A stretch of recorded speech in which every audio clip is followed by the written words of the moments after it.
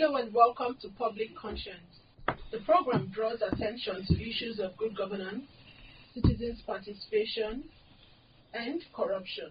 The program is brought to you by the Progressive Impact Organization for Community Development, PRIMORG, in partnership with the MacArthur Foundation. I am Adaobi Obiabumo with Esther Bassi. Thanks for joining us. Please watch us live on Facebook as Official PRIMORG if it is convenient for you. The spelling of PRIMORG is PRIMORG. On Public Conscience, we seek to evolve a corruption-free society by drawing government and citizens' attention to corruption reports and issues for prompt democratic actions against them. We raise issues of national importance to increase your consciousness as a citizen and to hold leaders accountable. We also promote integrity by amplifying rare cases of the display of honesty by public and private individuals.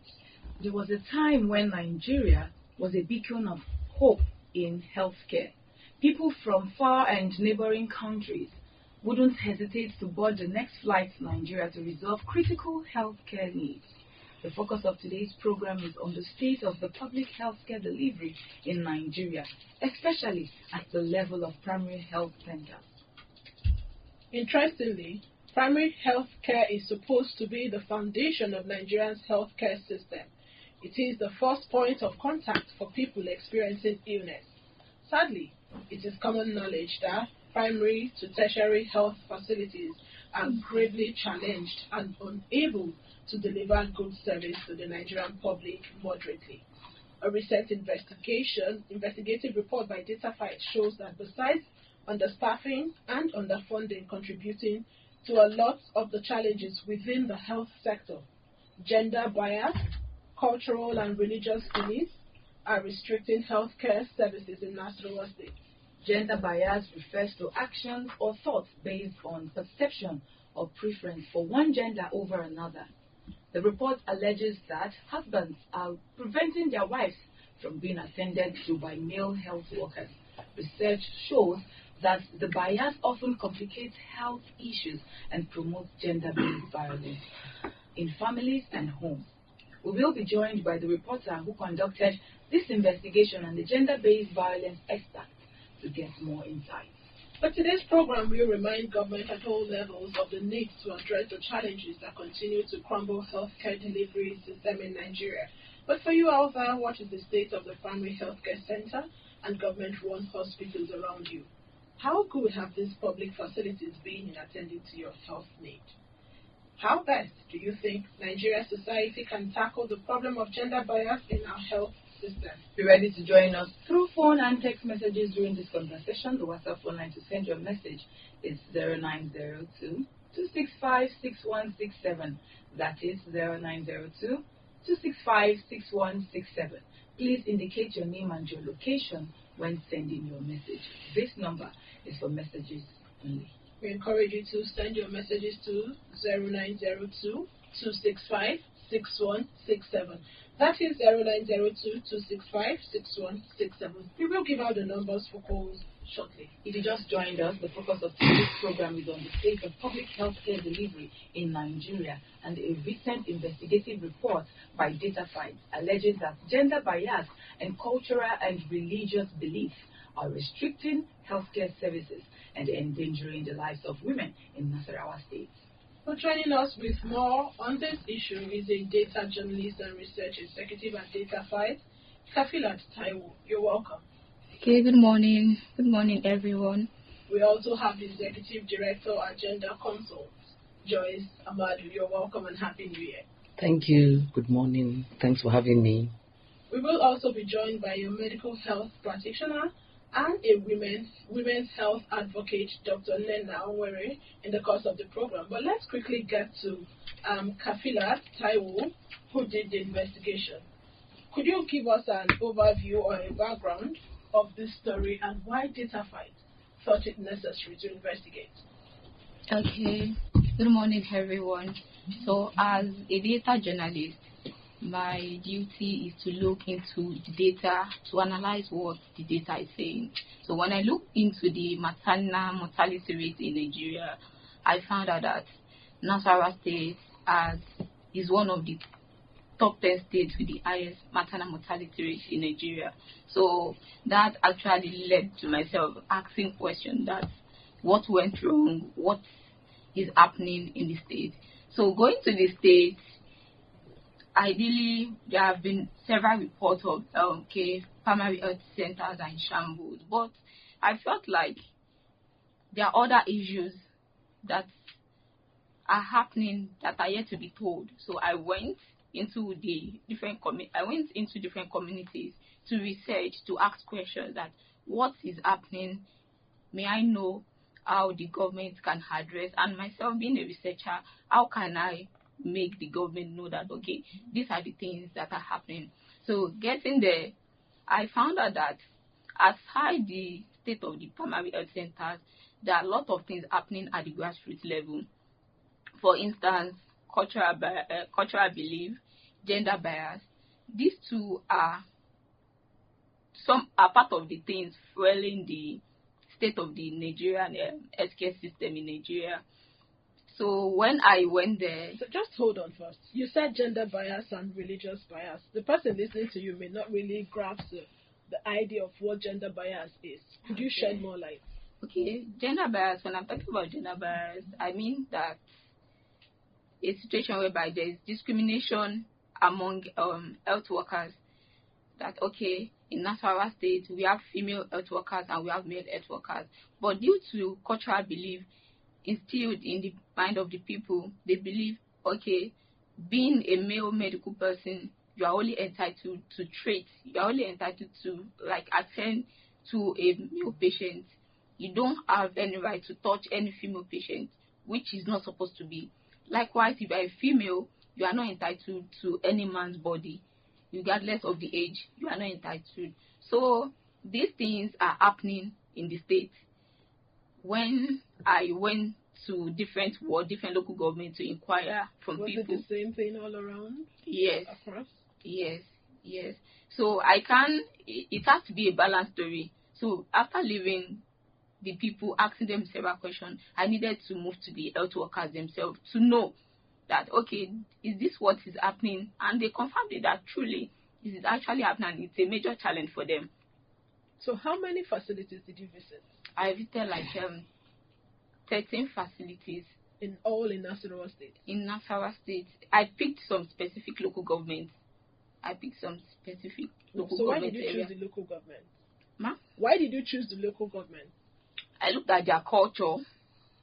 Their culture. That, okay, these people, you can, for instance, talking about Nasarawa itself, talking about Kefi, people there, they are enlightened. You know, it's an urban, I can say, urban center. Yes.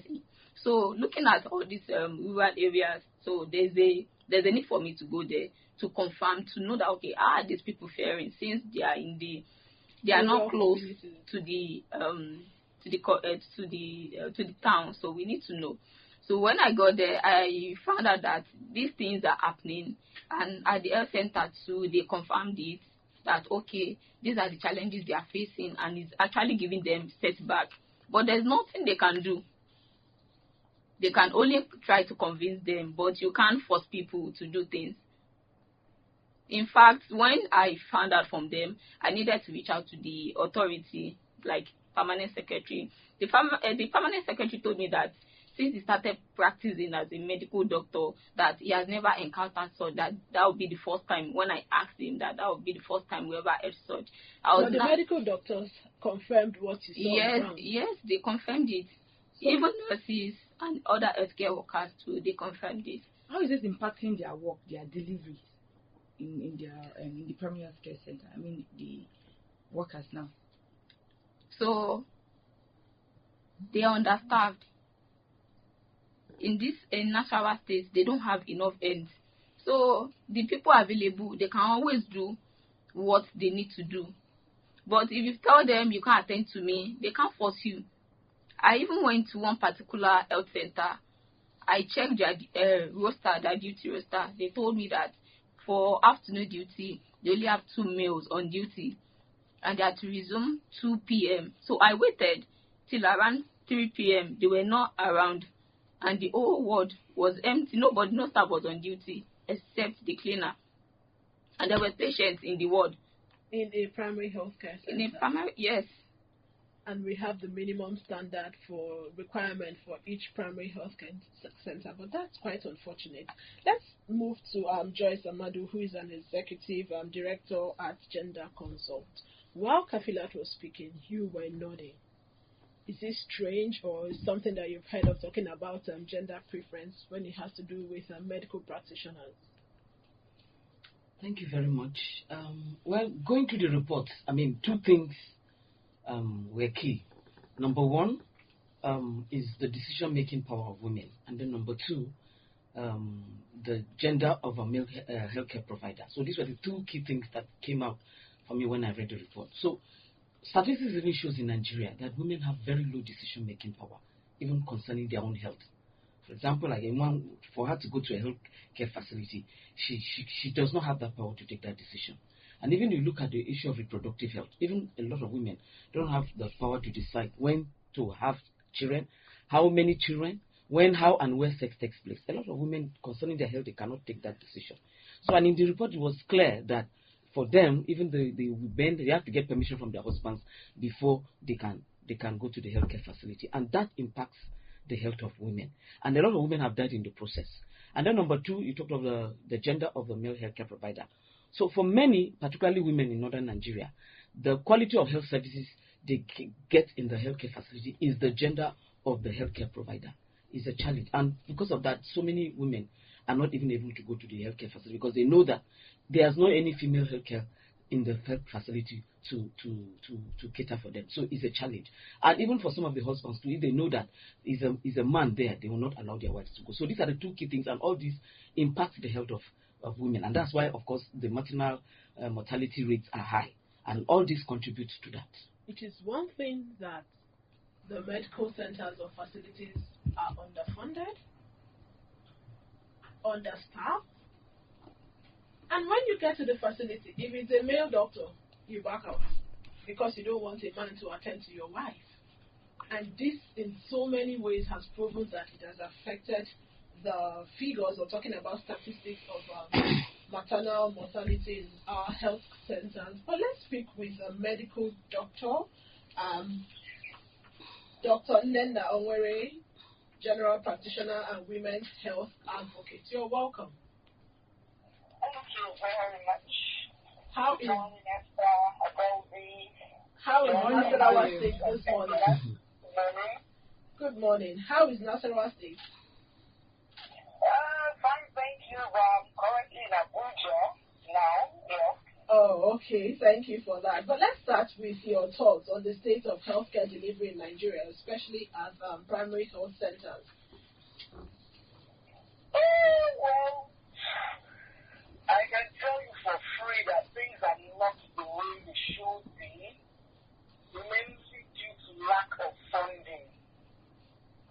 Yeah, mainly due to lack of funding. Most of the primary health centers you go to, well, they have their healthcare workers who most times don't even see them on ground. They are not well paid, so they are all over the place trying to look for extra means of income. You come into the centers, the basic things you need, you don't see. Things as little as gloves, needles, and syringe, you don't get them. No power supply. The environment is not conducive for both patients and the health workers. So it's a major problem, really.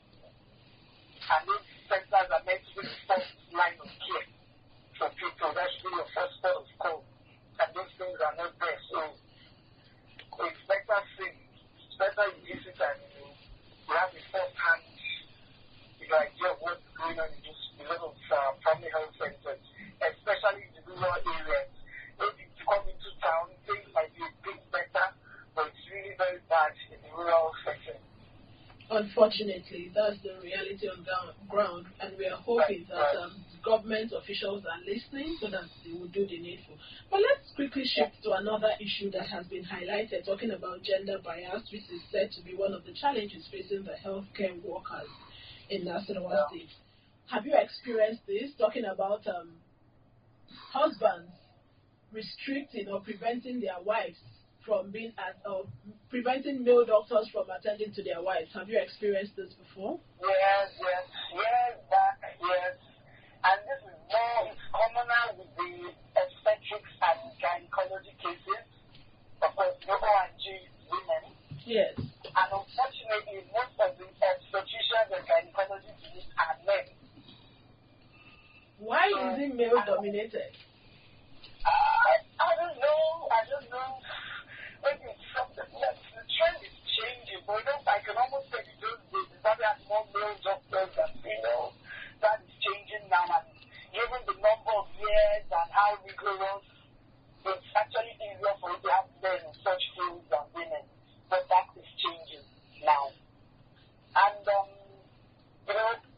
generally, like you said, my own experience, and when I started my practice, I was on duty in the gynae, the obstetrics ward, delivery ward, just in the delivery room, and it was time to hand over. I had to hand over to a male doctor. He was the next in line. And there was a man whose wife was in labor. The man just went to check and was like, no, you're not going to touch my wife.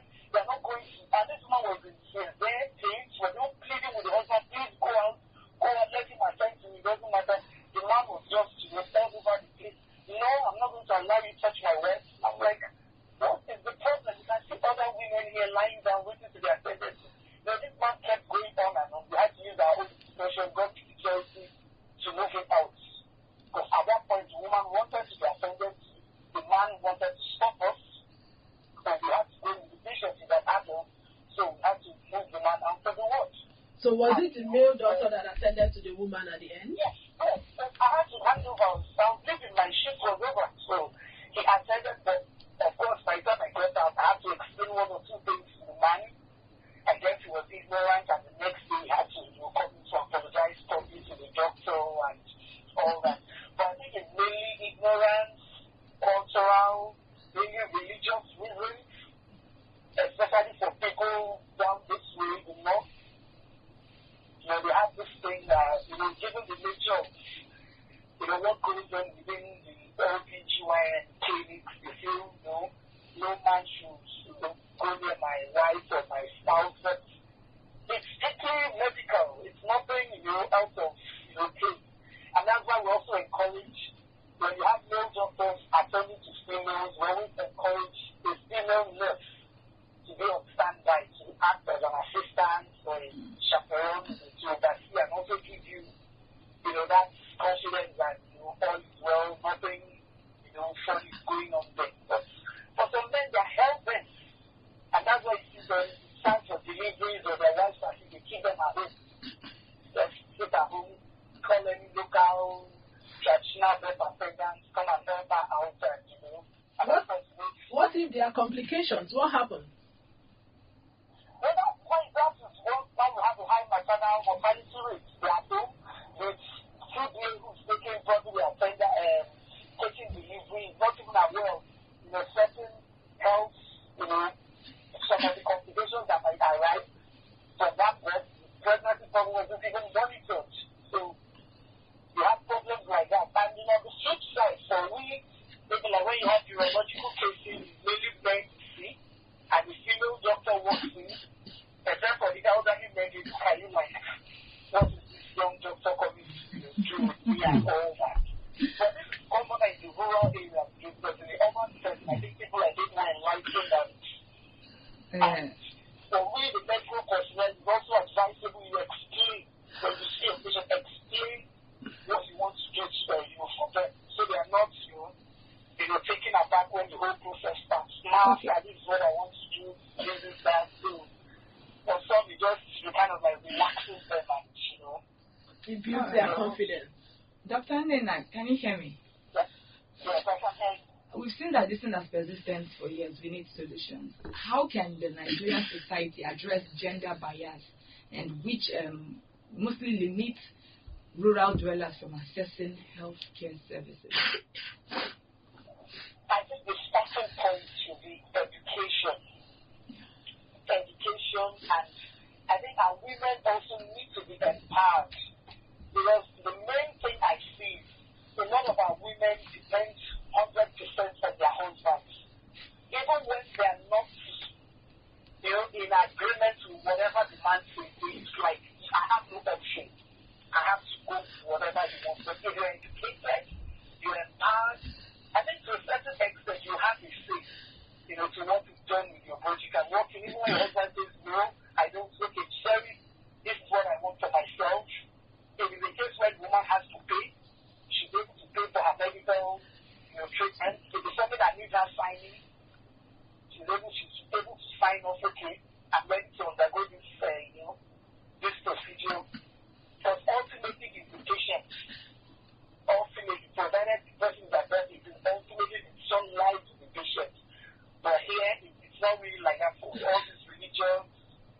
financial reasons and all that. So those are things restraining a lot of women.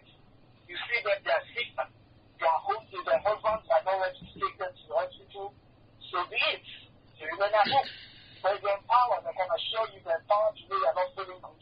You walk into the nearest health center, pay your bills, and you get attended to. Okay. If you're enlightened, you're able to express yourself. This is what my problem is. And you get attended to. So I think mainly it's more of ignorance, lack of education, and the empowerment aspect of it. All right, thank you for that solution that you have preferred. But let's quickly shift to national issues, talking about budget for the health sector. In the 2025 budget, 5% was allocated to the health care centers. So what would you want to see change in terms of improving healthcare delivery in Nigeria? 5% is grossly inadequate. When I say grossly inadequate, healthcare business is a cost-intensive business. It's not something you do. It's, I think, next to defense should be health, if you ask me. So most of our facilities are grossly underfunded. You go to government hospitals, there are no equipment. I can tell you for free, I have cancer patients. At the point you need to go for a PET scan, I have to send you to Lagos. From Abuja, from Nassau, go to Lagos. There's no functional PET scan machine in Abuja. Why should that be? And we have a lot of big government hospitals around. But I heard that there's a particular promo now going on at Wuse Medical Center where there's a free test talking about pap smear for females. Well, those are routine. NGO do that. When you get tested and you're diagnosed with, you find out you have cancer, what happens? When it's time for the treatment, very expensive, no proper health insurance scheme, you pay from your pocket. A lot of people don't know what to do. They can't afford it. And even those who can afford, some of those machines are not here. I have to leave. Imagine I reside in Abuja, I have to travel all the way to Lagos and send me up maybe to Suga or somewhere and tell me, you go for a PET scan. Those are issues. So for me, I think the government has to up their budget in terms of health, try and clean up tertiary institutions, maintenance culture, make sure all the equipment that they are well maintained, the ones that are not dirty, putting all that is needed. The health, I can tell you, our doctors are actually very good, but those are some of the challenges we are facing. You come into a place, and when we examine the patient, we are running around looking for gloves. Basic. Something as simple as gloves. That shouldn't be. I want to run a test. Something they tell me the machine is not working. I send my patient out to some private lab. They can't even afford to pay for very basic investigations.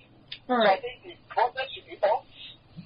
The National Health Insurance Scheme, they should try and cover more people. I think it's about 10% of the population that's under that scheme. So, all right, Doctor. A lot of people that pay for pockets for their treatment. So, all right, that's noted, Dr. Nena. So let's begin to seek advice. What is your advice to citizens on the challenges of gender bias, and also how can they help improve the healthcare delivery? As we wrap up, if you can give us that in 1 minute. The gender bias is no different. The male doctor is not different from the female doctor. We all go through the same training. There's not actually not what you are there for, just the service. They are ready to render the service. Advice to be open. Once everything is explained, to be open. Receive your treatment, and to traditionalists, religious leaders, I think they need to talk to their members. Where health is concerned, all other things should just be thrown aside. When you come into the hospital, you need help. Please, when the help is extended, just receive your help, with an open mind. That's the most important thing. Being a man or a woman is not going to change the outcome of your treatment. No. It's not. That's not what it should be. Then for the government, please, I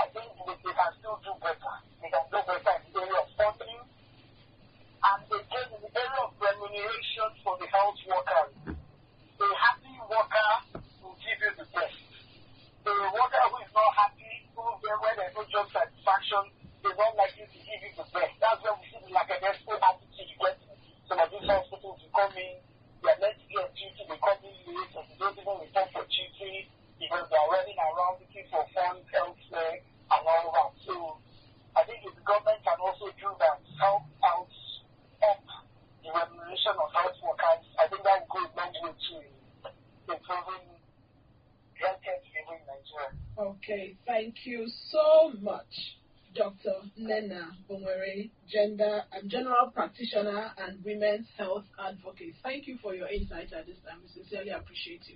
And kudos to you and your colleagues who are doing well in this regard.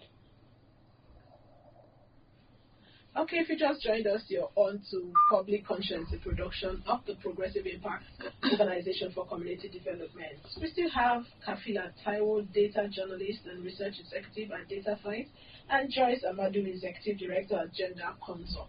Let me start with you, Joyce.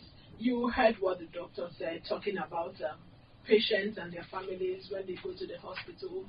They should jettison all other factors and concentrate on the service that needs to be provided. That being a male or a female doctor does not affect the outcome of your treatment.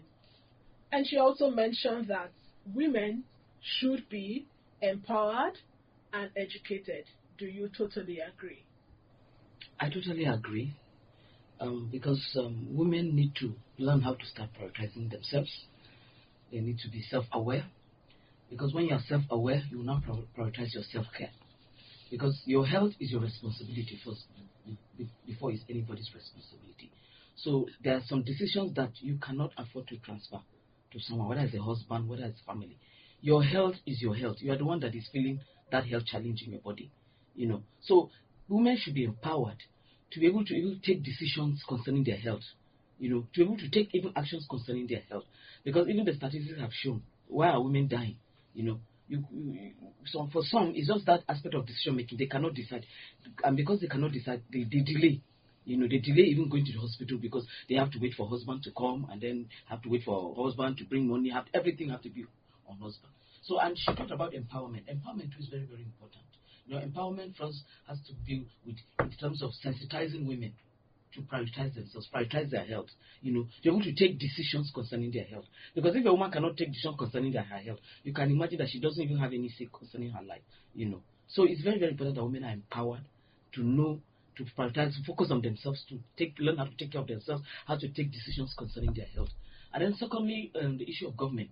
I know globally the benchmark for health budget is supposed to be 15%, And I know Nigeria has not, even at the national level, Nigeria has never, I'm not sure if Nigeria has had a budget up to 15%, not to talk of even the states, So which means that our government has not come to a level where they prioritize health. Because health is very, very important. You can imagine recently, even when Donald Trump said he was going to halt funds for HIV, and everybody was running helter-skelter. And we were saying, look, this is something that the government of Nigeria can do. This is something that the government of Nigeria can fund. How long will we continue to wait for people to actually come and be taking care of the health of our people? So if government have a budget of that 15%, it can take care of medicines, it can take care of supplies, it can even take care of health personnel. The government will be able to recruit the health personnel. Now we know that women are not able to access healthcare, or they have issues with accessing quality care. Then our government should now train a lot of women and then send them to rural areas, because actually in rural areas that we have those issues. I'm surprised that the doctor, the permanent secretary, mentioned that he has not had that. I'm surprised that the medical doctor who has practiced all these years saying he doesn't know that issue. So it's either maybe he has worked in urban hospitals all his life, or he's not saying the truth. Because even if there are no medical practitioners, we know that these things are happening. We know, So the government needs to take the issue of girl-child education seriously, because we have more male doctors now. Because how many girls are enrolling in primary and secondary school education? You have more girls enrolling in primary and secondary education. Of course, you have, what that means is that you have more girls enrolling to tertiary institutions, and also health institutions. So taking care of the girl-child education is key, and also 15% budget by the state and the national government is very, very key. That will take care of a lot of gaps, funding gaps that we are experiencing in the health sector. Okay, before we get to Kafila, let's talk to you listening to us at the other end of the dial. Please follow us on our social media platforms at Official PRIMORG. PRIMORG is spelled PRIMORG. Remember that we are streaming live on Facebook at Official PRIMORG. And remember that this program is interactive. The WhatsApp phone line to send your message to is 0902 265 6167. 0902 265 6167. This number is for messages only. Would like to hear from you. Would you prevent a medical practitioner of the opposite gender from attending to your spouse? And what are your reasons? What are your fears? And how do you think government should help improve primary healthcare centers in our communities? You're from a particular community. My colleague Esther is from one of the communities in the South. How is the state of the primary healthcare center in your community? What would you see change? Do you have enough medical practitioners there? Are the facilities in order? And if you're watching us on Facebook at Official PRIMORG, we encourage you to send a few lines and we will take your messages. Let's get back to Kafila Taiwo from Data Fight. From your experience on the field, how best can the issues of gender bias, which is endangering the lives of women and girls, especially in rural communities, be dealt with?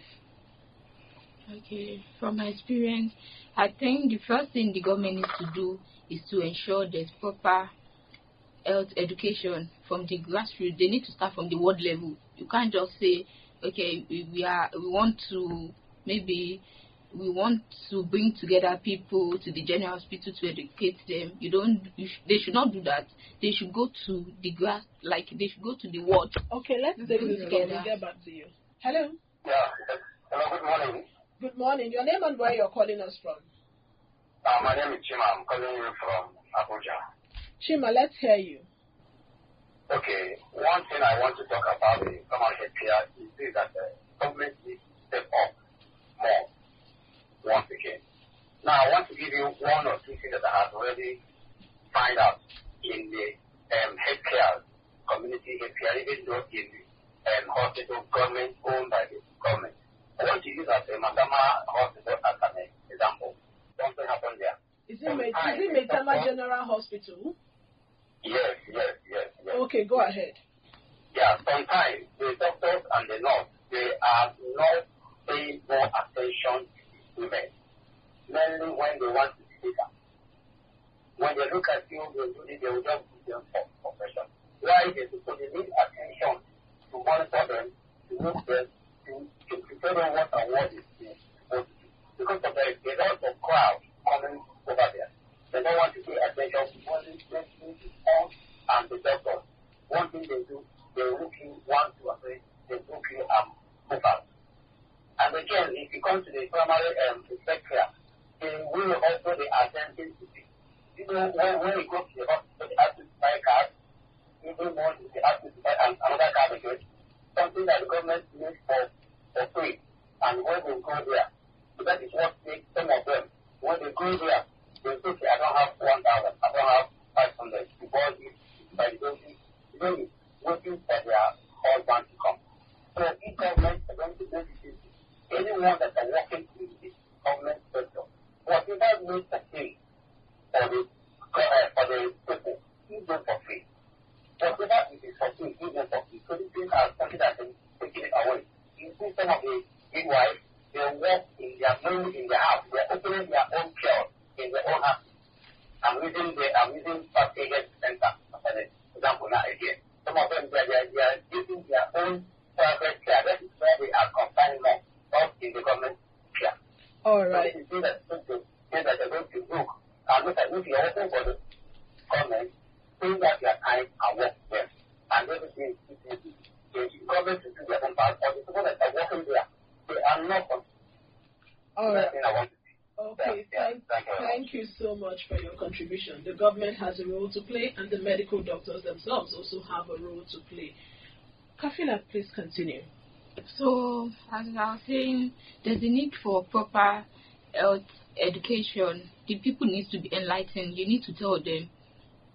You need to go into their communities, explain things to them, So from the explanation through education, you should be able to get that, okay, this is what these people are saying, this is what was actually missing. It's not about just, okay, budgeting money for the health sector. If you keep budgeting money, adding funds into the health sector, but you are not getting what is actually wrong, it's just like waste of time. But we know that underfunding is one of the challenges also. But let me hold you on that. Let me take this other call. Hello? Hello. Yes, good morning. Your name and where you're calling us from? Yeah, I'm Wisdom, and I'm calling from Lube. From Lube. How is the primary healthcare center in Lube? It's not too bad. In some places, I go to some places where they will give you a better treatment, and there are some places, the treatment is not that proper. So it depends on the area you go to that get your treatment. So what I want to talk about this unbiased, is it biased gender something like that concerning men restricting their wives, male doctors to attend to their wives. So this thing, there is no much to say about it. Most especially people that are doing this thing is most of these learned people, and most of them they are from this northern. I'm sorry to say that. You see some and just like other people are the same, is because most of their women are not educated or well established. Then you see some ordinary a reader like he will be telling his own wife not to go to a hospital because he confirm or believe that he has absolutely right to decide on anything that his wife wants to do. Like they don't even have the right to do anything or say anything on their own, because they have this mentality that once any man comes in contact with their wife, then they believe that their wife has slept with maybe the man might have something to do with that their wife. So do you think, can you hear me? Yeah, I can hear you. Do you think the woman needs the sensitization, or is the man that needs the sensitization? Like it's the man, and it's the men that need this. They need to be educated. The man is the one that needs to be educated, and even the women, most especially all these uneducated women, because I don't really. And we always talk about this thing with just on this average matter. If you see the real Aladdin man, you will see that their wives go out there on a daily basis to go out to run, do their own businesses, or go to their work of trade. But you see some of these average northern men, they will tell their wife to sit at home, that they have to be the one to do everything in order for them to have absolute control over their life, which is very, very bad. Like there are some of them that have. Could you wrap up in 30 seconds to allow other people to call into the program? Okay. All right. Thank you so much for your contribution. Talking about sensitization for both male and female, the men who prevent their wives from accessing medical facilities or services because of them being gender biased, and the woman also receiving the education and empowerment that she needs. Kafila, please go ahead. I promise not to interject again. Okay, so as you mentioned earlier, so funding is important, but the government needs to understand that if you are funding the health sector, it is important to channel the money to the appropriate place. It's not about just saying, okay, we want to fund the health sector. You need to channel the fund. You need to put it in the appropriate place. For instance, in most states, most of them are understaffed. They don't have enough ends. They need to go into the communities, go and look for volunteers. And I believe that some of these volunteers, they are not trained. Not all of them are, let's say, midwives. So, they learn on the job. Yeah, they learn on the job. And that one is a great risk. So okay. I'm done. All right, let me take this call. Hello, good morning. Yes. Good morning. Good morning. Your name and where you're calling us from?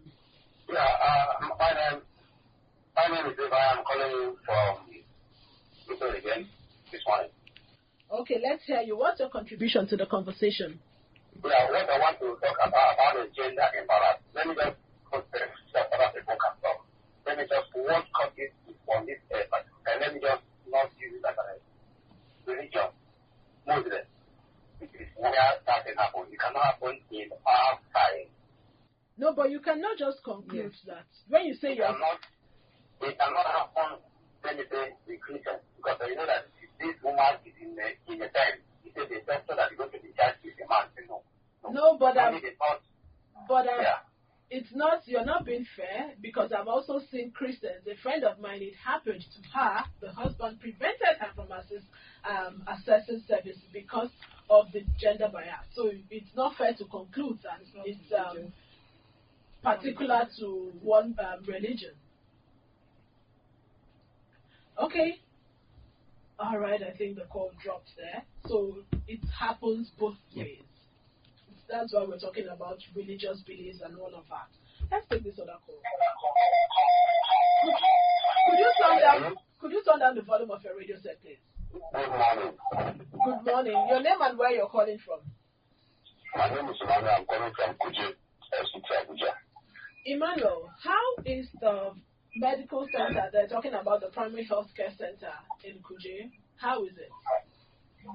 It's not functioning well. That is why I'm even telling to complain. Okay, please go ahead. There are factors that will be taking this evil in Nigeria. First of all, the lawmakers are going abroad to go and treat themselves. Secondly, whoever is privileged to go and study medicine, and psychologists name them, they are too much after money. Their job should be more of humanity. There's unfortunately in Nigeria that they will be working in the government hospital and still have a place of their own. So that is why their patient is not being given to the hospital of common man. And this thing is not good for humanity. It is my simple prayer that God Almighty will give money and understanding that we are visitors into this world. No matter how much money we gather, it will not take it to heaven or hell. There are certain countries that get world because they have standards. But in this Nigeria, our own is friendly country. God bless Nigeria. Peace and well done. Have a nice day. Thank you so much. But each time we say God will help Nigeria, do we expect God to come down from His glory and assist Nigeria? Well, while we are pleading for God to do that, we would also hold our officials, government officials, and ourselves responsible so that everything would work well for us as Nigerians. All sectors need to work for our own benefit. Esther, please. All right, let's come to Joyce. Back then, we saw Nigeria, in its glory. We got foreigners come down here for medical attention, and also it happens for quite some time. Do you think that Nigeria can reclaim its past glory and provide quality health care to its citizens and also, to foreigners?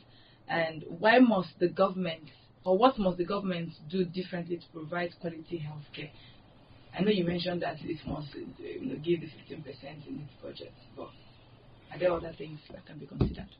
Yeah, it's possible for us to restore our glory as a country, glory that we had previously that even made others from other countries to come and access health. I can see you smiling, talking about the past glory. It's possible because we've heard of countries who were at zero level, and today they are the cynosure of all eyes. Everybody wants to go to certain countries, because they had good leadership with vision for where they want their country to be. After a number of years, we want our country to be in a certain place. So I think governance is important, governance and leadership. She talked about funding, even there will be funding, but the monies may not be managed very well. And that's where issue of good governance comes in.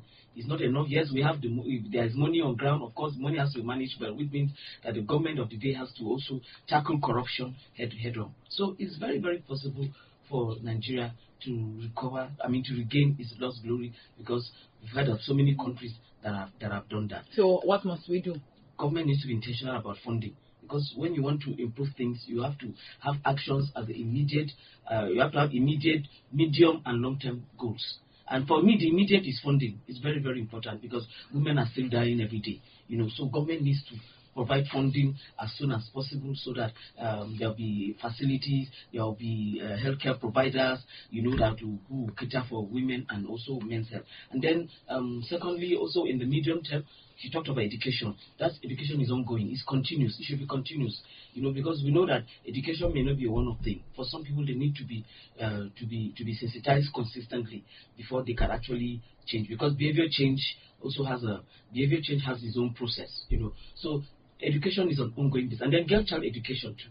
Government needs to learn how to start prioritizing girl-child education. Because when you have more girls going to school, of course you have more girls, and you have more girls enrolling into healthcare. That's why even in some certain professions, you don't even see girls. If you talk of engineering, architecture, you hardly see girls.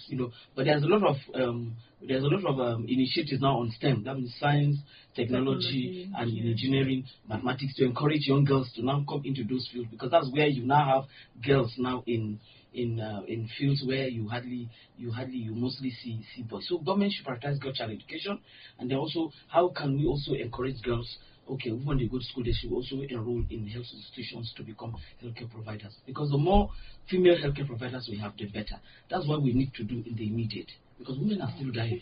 But we need to do that too. Immediately. All right, yes. Thank you so much. Kafila, your last word as we round up. Okay. I feel like the government needs to engage with stakeholders in the health sector. Like we have leadership in the health sector, be it NMA, NAM, and other leadership. We have them. They need to come together. They need to have meetings. Let each person talk about their experience, what they are going through, and how the government can improve their sector. Because you being here, the government is in charge. You can't just assume that, okay, this is what is actually going on without involving the people that are affected. Also, I feel there's a need to look into the health education, like looking at the nurses, that of the nurses, the doctors, and like looking at the medical schools, nursing schools. What are the issues going on? Do they need restructuring? How can they meet up with international standards? So we need a holistic approach. Yes, these things need to be considered just to meet up. All right, thank you so much. I can see that my time is almost up. But just a brief on what our guest talked about, women prioritizing their healthcare, education, empowerment. Then, when you get to a hospital or a medical facility, you should be interested in the service that needs to be rendered, not in particular talking about the gender. Is it a man that would attend to me or a lady that would attend to you? Your health should be your priority. While we encourage government to increase funding for health sector and also ensure that primary healthcare centers work for our sisters and brothers in the rural community. And that's how we're wrapping it up. Esther, we need to go. Please visit our news website, PRIMORGnews.org. That is PRIMORGnews.org. For all the details of our reports and interviews, visit our website, www.PRIMORG.org, to get all the information about PRIMORG. And you can watch our videos on PRIMORG TV, our YouTube channel. Please subscribe to get reminders when we have a new post. We sincerely appreciate our guests. I'm data journalist and research executive at DataFight, Kafilat Taiwo, the executive director at Gender Consult, Joyce Amadu, and the medical health practitioner, Dr. Nena Onwere, who is also a women's health advocate who joined us via the phone.